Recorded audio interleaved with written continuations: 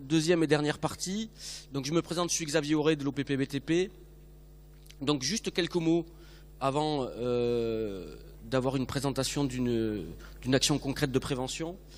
Donc depuis quelques années maintenant, les acteurs de la prévention du BTP, parmi lesquels les services de santé au travail BTP et l'OPP, ont compris l'intérêt de travailler en commun, ont compris l'efficacité de nos regards différents mais très complémentaires sur les risques professionnels, le tout au service de la santé des entreprises et de leurs salariés.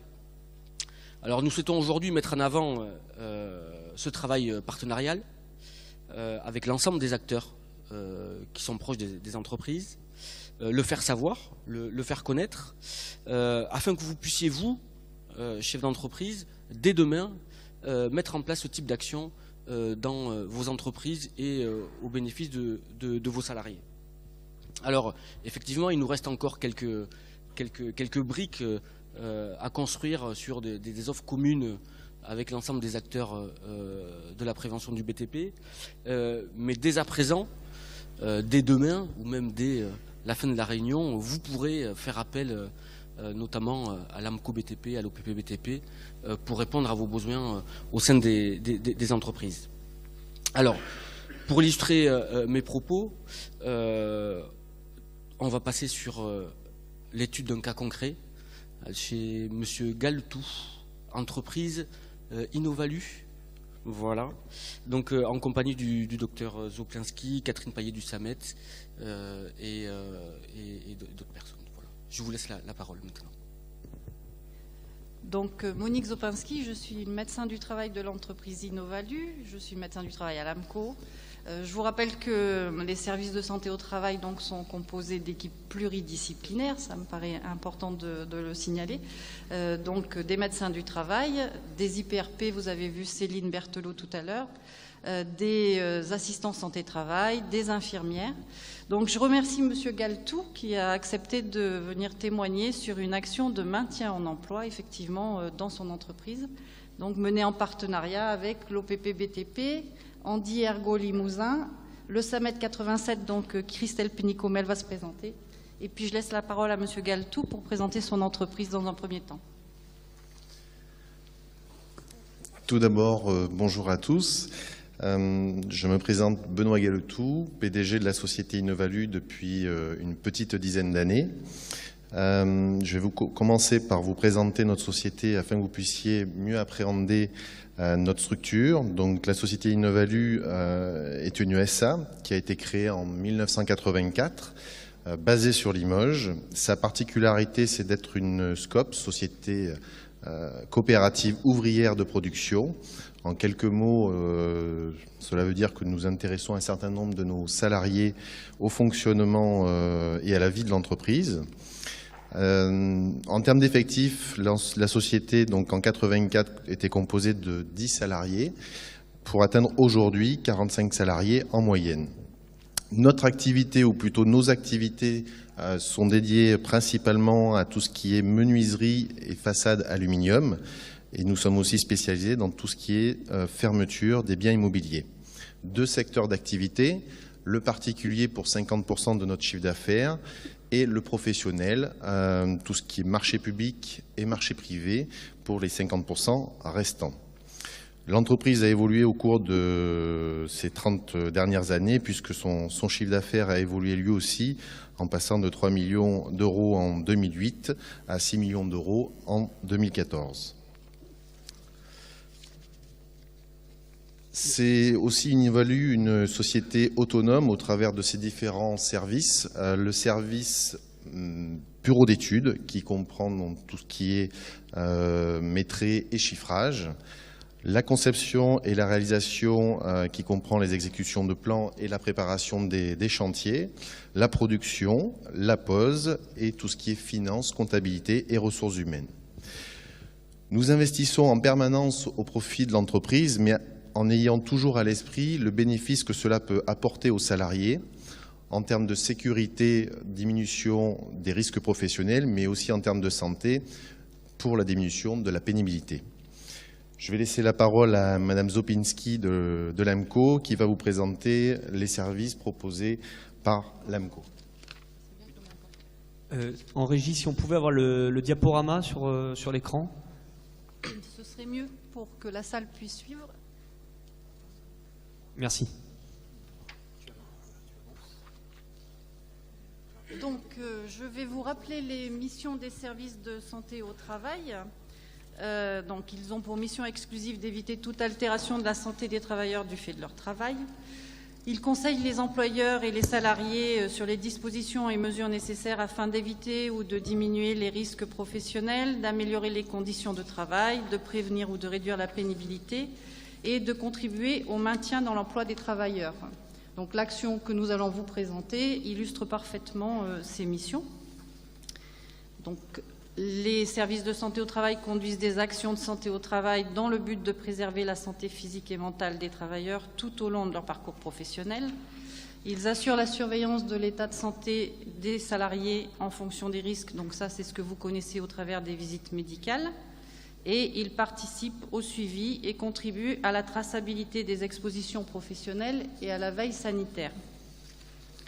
Donc je vais vous présenter la situation dont nous allons vous parler. Donc, dans le cadre du suivi régulier en visite médicale d'un salarié de l'atelier de fabrication de l'entreprise Innovalu, j'ai constaté l'apparition de TMS au niveau d'un membre supérieur, ce qui a conduit à 2 interventions chirurgicales en 2011 et fin 2013 et à une reconnaissance en maladie professionnelle. Donc, à l'issue de ces visites médicales, j'ai préconisé une étude ergonomique du poste de travail de ce salarié. Et comme il bénéficiait d'une reconnaissance travailleur handicapé, RQTH, j'ai sollicité le SAMET 87, donc, qui est un partenaire avec lequel nous travaillons très régulièrement. Donc je laisse la parole au SAMET. Donc le SAMET, c'est donc Christelle Pénicaud du SAMET. Le SAMET, c'est un service qui intervient, c'est un service d'appui au maintien dans l'emploi des travailleurs handicapés. On intervient pour des situations individuelles à partir du moment où une personne a des restrictions d'aptitude, une problématique de santé qui risque d'avoir des répercussions sur le poste de travail. On intervient pour les bénéficiaires de l'obligation d'emploi des travailleurs handicapés uniquement. Alors, je ne sais pas si vous êtes tous informés, vous êtes peut-être tous dans des entreprises qui sont différentes et donc soumis à des obligations différentes. Pour un petit rappel, les entreprises de plus de 20 salariés ont l'obligation d'employer 6% de travailleurs handicapés. Et s'ils n'emploient pas ces 6%, ils payent une redevance auprès de l'AGFIP pour le secteur privé et du FIPHFP pour le secteur public. Et ces fonds collecteurs, donc l'AGFIP et le FIPHFP, redistribuent ces fonds sous forme d'aide financière en majorité aux entreprises pour les aider à maintenir en emploi des travailleurs handicapés ou pour insérer en emploi des personnes reconnues travailleurs handicapés. Donc nous, il faut que les personnes soient bénéficiaires de l'obligation d'emploi, donc c'est-à-dire reconnaissance travailleurs handicapés par la MDPH ou pension d'invalidité, rente accident du travail ou autre. Et on est là pour donner de l'information. Nos missions principales, c'est rechercher des solutions permettant de maintenir la personne à son poste de travail ou à un autre poste dans l'entreprise. Proposer également des solutions d'aménagement organisationnel, matériel, de temps de travail ou de rythme de travail. Ce sont aussi des aménagements humains ou financiers. Et puis également notre service a un devoir d'information autour du maintien dans l'emploi auprès des personnes et des employeurs, des entreprises. Donc c'est un service qui est départemental, qui existe partout en France, qui est gratuit et qui est donc financé par l'AGFIP et le FIPHFP. Alors, ah mince. Voilà. Donc notre service, on intervient toujours dans le cadre des dispositions légales et réglementaires du droit du travail, bien sûr, autour du médecin du travail qui est acteur pivot de nos interventions. On est toujours en lien étroit avec le médecin du travail et en lien avec des partenaires institutionnels et opérationnels, donc un partenariat qui est quand même assez riche autour du handicap. Et bien sûr avec l'accord de l'employeur et l'accord du salarié pour notre intervention. Alors plus concrètement par rapport à l'entreprise Innovalu, on a été sollicité par le médecin du travail. Et donc le médecin du travail m'a fait part de la situation d'un monsieur qui avait des problématiques au niveau du bras droit, pour simplifier, et qui compensait sur le bras gauche, ce qui occasionnait des douleurs et des difficultés finalement dans les deux membres supérieurs. Et d'où la nécessité d'aménager le poste de travail. Alors le poste de ce monsieur, il travaillait en atelier sur la fabrication et l'assemblage d'huisseries en aluminium. Donc on a organisé une réunion pour proposer l'intervention au sein de l'entreprise Innovalu, avec la présence de l'employeur, du salarié, du médecin du travail, de l'ergonome, puisque la demande était explicite du médecin du travail, et c'est pas toujours le cas, des fois on est dans la recherche de solutions, mais là c'était vraiment pour une étude ergonomique, de l'OPP-BTP et donc du SAMET. On a proposé l'étude ergonomique et il y a eu un accord de toutes les parties, ce qui a pu se mettre en place sous la forme d'une EPAST, c'est une prescription que le SAMET peut réaliser et qui est financée par la GFIP, voilà, dans le cadre du maintien dans l'emploi des travailleurs handicapés. Et donc je passe la parole à Nelly Malfond, d'Andy Ergo Limousin, qui est ergonome et qui est intervenue sur la situation.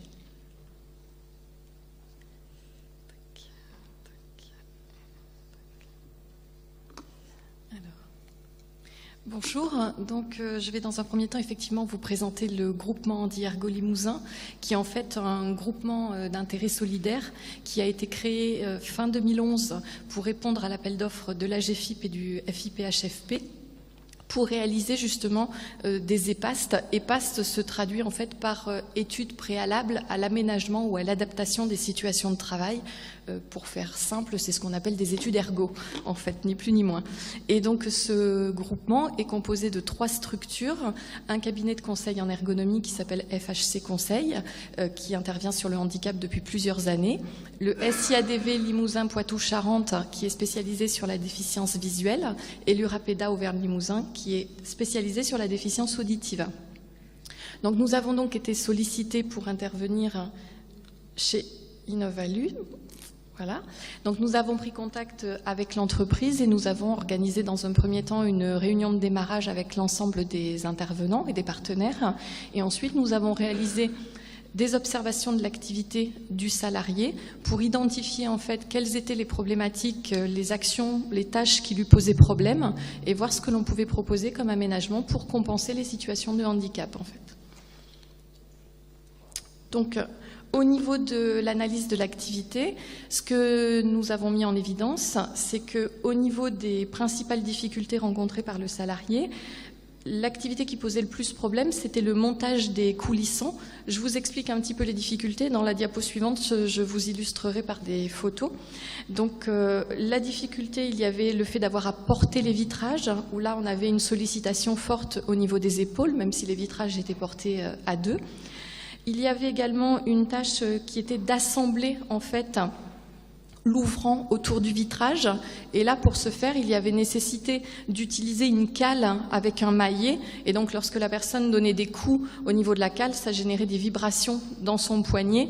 Et cette activité-là, il ne pouvait vraiment plus du tout l'effectuer. Et il y avait également le fait d'avoir à utiliser une visseuse qui était portable avec une batterie intégrée. Et la visseuse était très lourde aussi et ça générait des douleurs au niveau du poignet. Sachant que l'entreprise avait essayé de voir si elle ne pouvait pas travailler avec des outils sur une alimentation, branchés sur une alimentation en air comprimé. Et ce n'était pas possible parce qu'il y avait une trop forte déperdition au niveau de la puissance. Donc voilà quelques photos. Donc, pardon, je vais faire... Voilà.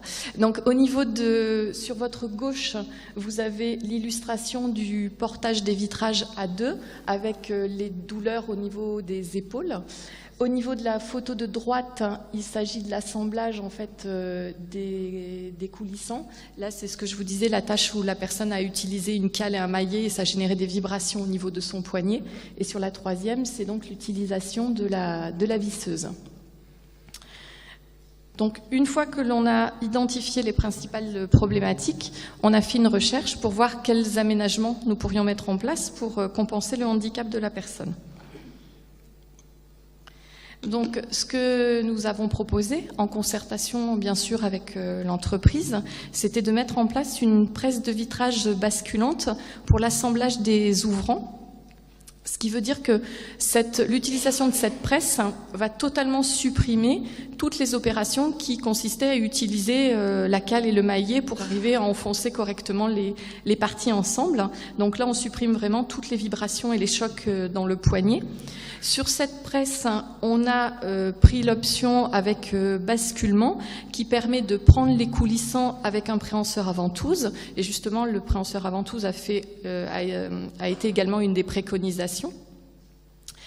On a également retenu l'option de réduction de pression de serrage des poutres qui va permettre en fait d'utiliser la table pour effectuer le réglage des fenêtres en position verticale, ce qui est beaucoup moins contraignant que de le faire en position horizontale. Et on a également demandé une modification de l'emplacement des boutons de commande pour que le salarié qui en fait a un handicap à la main puisse les actionner. Donc, quelques illustrations. Donc là, vous avez une illustration de la presse qui a été mise en place. Là, le salarié est en train de la faire basculer pour qu'elle se mette en position verticale pour pouvoir ensuite utiliser le préhenseur à ventouse. Donc là, vous avez l'action avec le préhenseur où le salarié utilise le préhenseur pour positionner le vitrage. Et concernant la problématique de la visseuse, nous avons trouvé en fait une visseuse, certaines marques font aujourd'hui des visseuses beaucoup plus légères que les visseuses standards. Donc là, on a réussi à gagner 1 kg, ce qui est vraiment énorme pour la personne. Et le salarié peut désormais utiliser la visseuse sans souci pour son poignet.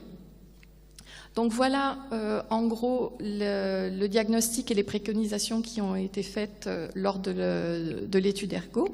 Et donc maintenant je vais repasser la parole à Sylvain de l'OPP-BTP, puisque le médecin du travail, lorsqu'elle a sollicité le SAMET, qui nous a sollicité également, a aussi sollicité en parallèle l'OPP-BTP. Non, touche à rien. Pardon, excuse-moi. Ils vont le repasser en fait. Merci Nelly. Oui, donc pour reprendre la main, en effet, Dr Zospansky m'a consulté en parallèle donc pour travailler avec l'entreprise Galtou. Tout d'abord, donc l'OPP-BTP, je vais présenter l'organisme. On a un organisme qui existe depuis 1947. On a des missions de conseil, de formation et d'information. On travaille notamment sur la prévention des accidents du travail et des maladies professionnelles, pardon. Et on contribue aussi à l'amélioration des conditions de travail. Dans ce cadre-là, on a pu intervenir dans l'entreprise Innovalu. L'OPP-BTP a aussi, en termes d'information, des supports que vous pouvez consulter dans vos entreprises, notamment un site préventionbtp.fr où vous retrouvez toute la gamme de catalogues, d'affiches et de documentation qui sont téléchargeables gratuitement. Et on réalise aussi des campagnes nationales comme les 100 minutes pour la vie, travaux en hauteur qui peuvent être aussi intéressants et qui peuvent vous amener à vous poser des questions sur d'autres problématiques dans vos entreprises. Pour revenir sur le sujet donc, de l'entreprise Innovalu, on a dû intervenir et prendre contact avec M. Galtou. Donc j'ai appelé M. Galtou l'année dernière pour étudier son dossier de subvention. Donc ce dossier, d'abord, avant tout, je vais vous présenter la subvention. Donc à qui s'adresse cette subvention? Donc à toutes les entreprises qui cotisent à l'OPP-BTP et qui sont adhérentes chez nous, aux entreprises de moins de 150. Donc déjà c'est la première base sur laquelle oui non c'est bon, c'est la première base sur laquelle on peut s'appuyer. Les matériels sur lesquels on peut avoir une aide financière. Donc les aides financières, donc quel type de matériel? Tout ce qui va être aide à la manutention, amélioration des conditions de travail, c'est-à-dire des treuils, des palans, des transpalettes électriques, de l'outillage portatif anti-vibratile, tout ce qui va être aspiration. Pour les ateliers, des palans, des supports avec ventouse, c'est le cas notamment de l'entreprise Innovalu. Donc voilà, tout ce qui va améliorer les conditions de travail au sein de vos entreprises. Donc, et qui va avoir un bénéfice pour vos salariés. Donc ça peut être beaucoup de choses. Les sommes sur lesquelles vous pouvez prétendre, donc ce sont des sommes qui vont de 2 à 5 000 euros d'aide. Excusez-moi. Donc les aides, donc de 2 à 5 000 euros, ce sont des tranches cumulatives, c'est un peu comme aux impôts. Donc si vous avez du matériel, la première tranche, si vous achetez pour de 2 à 5 000 euros, vous avez 50% d'aide. Si vous allez au-delà de 5 000 euros, vous allez jusqu'à 10 000 euros, la première tranche reste à 50%, la deuxième tranche passe à 30%. Et si vous dépassez les 10 000 euros, que vous allez jusqu'à 15 000 euros, les premières tranches restent sur les mêmes pourcentages et la dernière tranche est à 20%. C'est-à-dire que si on fait un calcul rapide, si vous allez jusqu'à 15 000 euros d'achat, vous pouvez bénéficier de 5 000 euros d'aide de l'OPP qui font à peu près 33% de l'investissement au maximum.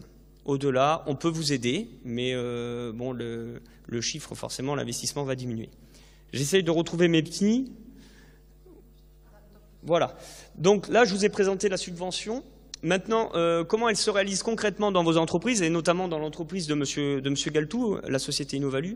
En fait, un conseiller au PPBTP prend contact avec le chef d'entreprise, réalise un diagnostic en amont, pour s'assurer que l'entreprise met aussi des choses en place en termes de prévention, d'amélioration des conditions de travail. Et on s'appuie notamment sur le fameux document unique d'évaluation des risques. Donc voilà, ça c'est une première étape. La deuxième étape, on aide l'entreprise à monter son dossier. C'est assez facile à monter. Donc les trames de dossier se trouvent sur le site Prévention BTP. On aide l'entreprise à monter son dossier, on le conseille sur le matériel dans lequel il souhaite investir. Et par la suite, une validation se fait en agence. Le dossier revient à l'agence. Donc concrètement, dans le Limousin, c'est l'agence de Limoges.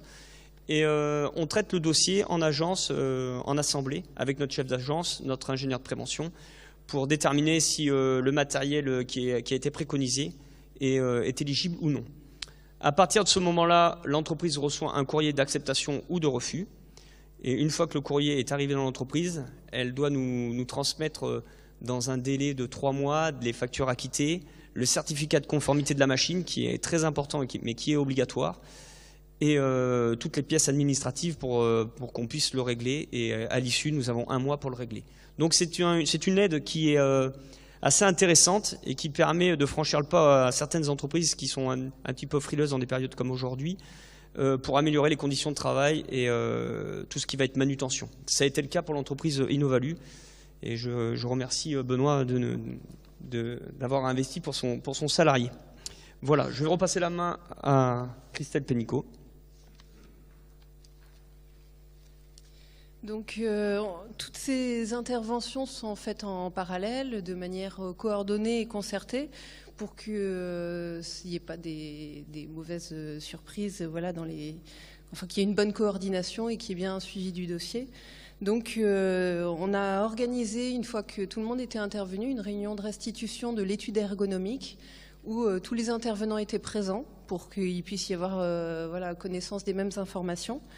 L'ergonome a présenté ses préconisations. Le médecin du travail a validé les préconisations proposées par l'ergonome.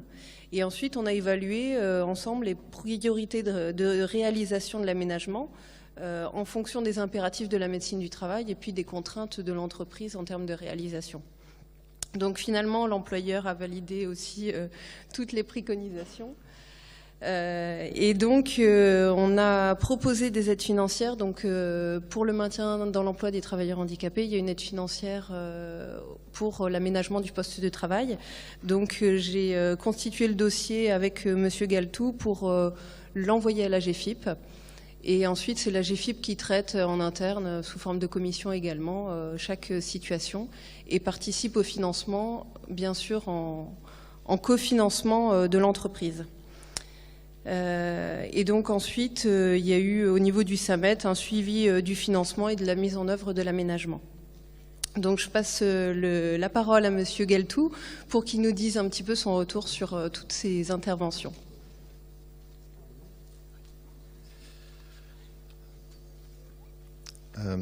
Oui, donc suite à l'intervention de ces 4 acteurs, donc l'AMCO, le SAMET, l'ergonome, donc Andy Ergo, ainsi que l'OPBTP.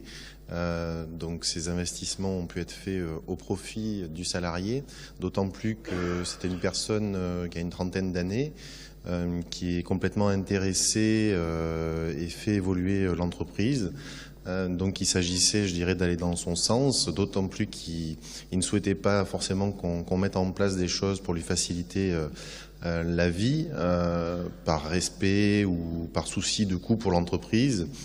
Et de fait, on a accédé à cette demande dans le sens où il méritait fortement ses investissements, et ce qui lui permet aujourd'hui surtout d'en profiter et surtout protéger sa santé qui est un des points très importants chez nous. Donc quelques points qui sont les bénéfices pour l'entreprise et bénéfices pour le salarié. Le premier point, c'était tout simplement le maintien du salarié à son poste de travail. Ensuite, les diminutions des risques professionnels, puisque ça occasionne bien évidemment des accidents du travail ou des arrêts maladie. Donc ça, c'est des points importants. Des gains en termes de qualité, fiabilité et précision, oui, au travers des investissements qui ont été faits et ceux pour lesquels nous avons eu des aides et des subventions. Et le dernier point qui était un bénéfice non négligeable aussi pour l'entreprise, la réorganisation et l'optimisation des espaces de travail. C'est-à-dire que tout le matériel qui a été mis en place demandait à ce qu'on réétudie la position de chaque outil et de fait nous a permis aussi d'optimiser au mieux notre outil de travail, qui est l'atelier de production. Pour ce qui est des bénéfices du salarié, en premier lieu sa santé physique et mentale. Ça, c'était un des points importants. Les investissements, donc toujours faits au profit du salarié, puisque c'est un petit peu notre marque de fabrique chez Innovalu. La diminution de la pénibilité au travers donc de ces investissements, qui limitent ses efforts physiques. Et aussi, cela a permis d'éliminer un certain nombre de postures, des tâches plus ou moins contraignantes. Donc investissement favorable et encore une fois investissement au profit du salarié. J'en profite pour ce moment un petit peu plus solennel pour remercier les différents acteurs. Ils sont ici présents. Faut dire une chose aussi, c'est que 95% du travail a été fourni par eux. Donc étant pris par pas mal d'occupations, c'était plutôt profitable. Donc je les en remercie. L'AMCO, Mme Zopinski, donc, qui a finalement été à l'initiative de cette démarche. Le SAMET, Christelle Pénicaud, qui a coordonné tous les intervenants. Andy Ergo, représenté par Nelly Malfon, qui a fait l'étude ergonomique, travail remarquable dans le sens où analyser une entreprise ou un métier ou un poste de travail, ça me semblait pas être chose facile et finalement elle a plutôt bien réussi dans ce domaine-là. Et l'OPBTP, donc représenté par Sylvain Diez, qui est venu donc en appui pour soutenir ce projet. Donc 4 acteurs de qualité qui ont permis que ce projet commun puisse aboutir au profit du salarié.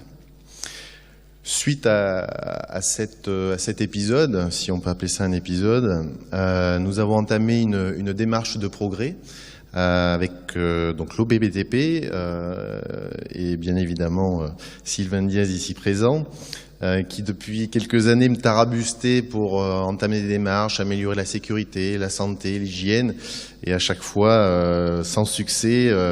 C'est pas que j'étais fermé à la chose, mais disons pas forcément le temps à y consacrer, ou en tout cas j'étais pas forcément prêt à entamer ces démarches-là. Donc on va dire qu'il a fini par me séduire, et au travers de cette intervention pour un de nos salariés, nous venons de signer il y a quelques jours cette démarche, et peut-être que Sylvain, tu souhaites parler plus précisément de cette démarche. En tout cas, une démarche qui nous permet de progresser. Donc c'est une démarche qu'on a établie sur plusieurs années. On a défini un petit peu le cahier des charges pour l'exercice 2015 qu'on poursuivra sur les exercices suivants parce qu'il y a bon nombre de points qui ont été négligés jusqu'à présent. Et donc on espère qu'effectivement on sera bien suivi et bien appuyé par l'OPBTP, ce qui semble être le cas. Voilà, je vous remercie.